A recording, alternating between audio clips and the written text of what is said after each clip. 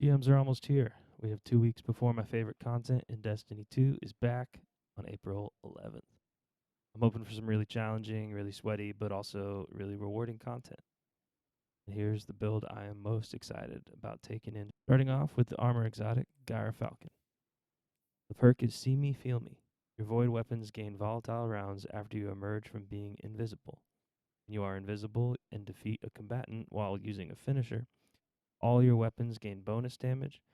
You and your nearby allies gain a reserve overshield and improved class ability regeneration. These reserve overshields can be deployed by using a class ability. Now this is stacked. That is a lot of stuff in one perk. So what the takeaway from this is that when we emerge from invis, we have automatic volatile round. When we do a finisher, our whole team gets overshields and a bunch of other benefits. So knowing that, let's pop over real quick to the subclass. Look at this aspect. These work hand in hand with this aspect here. Defeating a weakened, suppressed, or volatile target grants invisibility and true sight. So after we come out of invisibility, we have volatile weapon. We start shooting. The enemy is automatically volatile. We kill him. We go back invisible. That is the loop. That's how Gyra Falcon works so well with Stylish Executioner. You can go from kill to kill, invisible, except for when you're shooting. So depending on the GM, I will switch which ultimate I'm using. If it's a very fast boss burn phase and we need a ton of damage really fast, I will use Mobius Quiver. It's a lot of damage, it's really fast, and the weaken effect doesn't last super long. But if it's a longer boss phase and we need a longer debuff, or if there's a ton of ads and we just need more control over the battlefield, I'll use Deadfall. I will probably go into day 1 using Deadfall. And then with Gyra Falcon build and Stylish Executioner, I like to use Marksman Dodge because our melee that we would get back from Gambler's Dodge isn't that important since we can't use it to go invisible. It's really only for weakening targets on detonation, which is helpful, but not as big a deal as reloading a rocket or reloading something really fast with Marksman Dodge. The reload and the damage you can get with this is a big deal. Triple jump for all things PvP. Air bomb because it's the only option.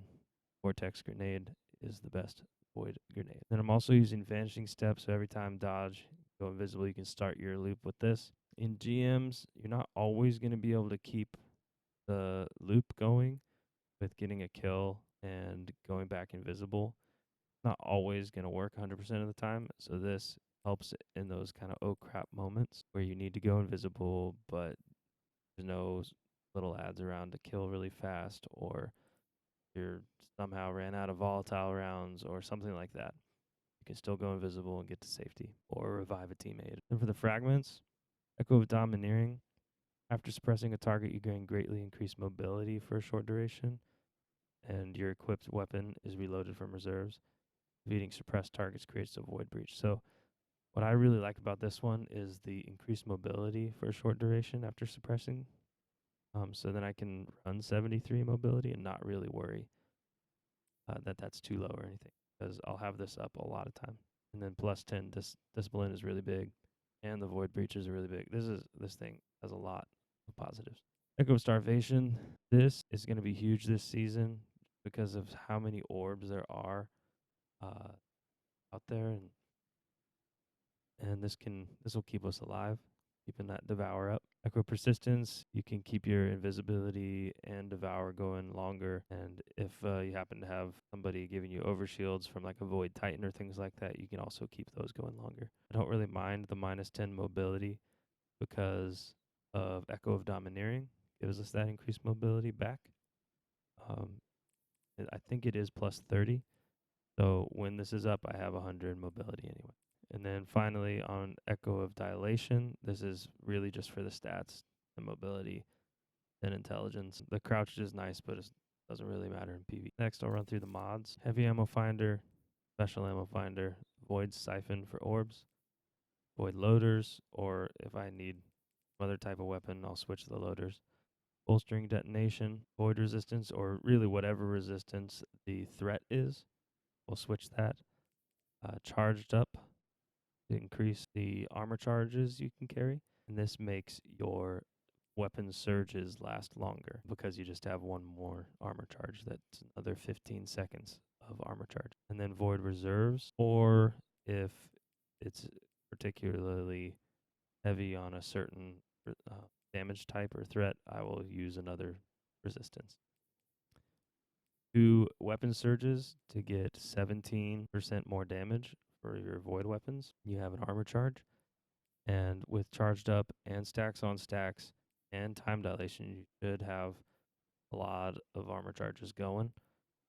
Stacks on stacks gives you 2 armor charges when you pick up a single orb, and that's a big deal because that means instead of it lasting just 15 seconds, lasts 30 seconds with an armor charge. And then Reaper, after getting a kill, after you use your dodge, get a kill, you get an orb. Time dilation makes the armor charges last longer, which makes all your damage do more for longer.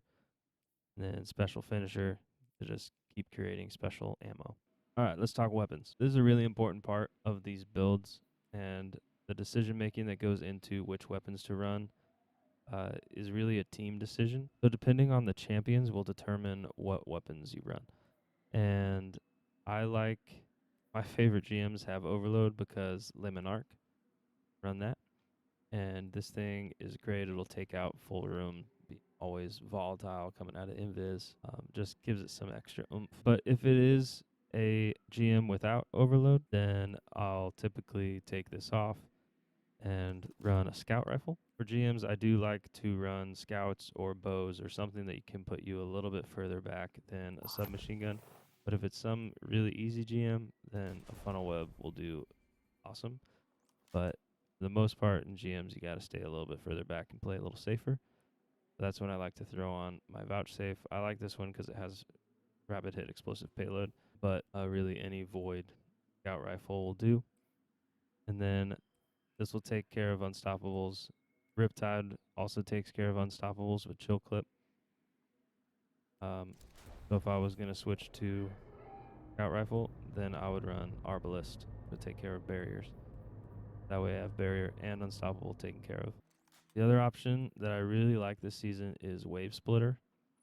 This thing with all the orbs that we're making is just crazy. So harmonic laser damage has 3 power levels that oscillate while triggers held. Collecting an orb of power grants a period of maximum power that starts with an automatic reload. Sustained fire with this mode suppresses targets. This will stun overload champions with suppression. Will almost always be on its 3rd level of damage, which is really, really good damage. If I were to run this for overload instead of Lemon Arc, I would run a pulse for barriers or a Riptide Chill Clip with 4 unstoppables. Doesn't have to be Riptide. It doesn't have to have auto loading. That's just a nice touch. You do any fusion rifle with chill clip or any weapon with chill clip. And for heavies, I like Retrofit Escapade this season, especially with Falcon and being volatile. It did get a buff this season, being a machine gun. However, if I'm not going to run this, if our team's going to run rockets, I can throw in this crafted red herring, field prep, lasting impression. It does pretty good damage. Or if my team needs me to run Gallahorn for some reason, then I can do that. I can throw on some sort of pulse rifle in my up in my kinetic slot for barriers, and then do Gallahorn. But I just need to make sure to switch these to solar damage. That way, my Gallahorn does a ton of damage still. Then I'd probably switch this to solar reserves. I like to have my reserves and my surges focused on whatever my heavy is. It's nice if they can pair together with my energy, but I think it's more important to have my heavy surge. That way when I do pull out my heavy, things die. Thanks so much for watching. Let me know if you're excited for GMs this season and what build you're going to be bringing in. Leave a comment and let me know, and let's talk about this. And also, hey, I'm really trying to up my subscriber count. I would really appreciate it if you consider subscribing. Thank you so much.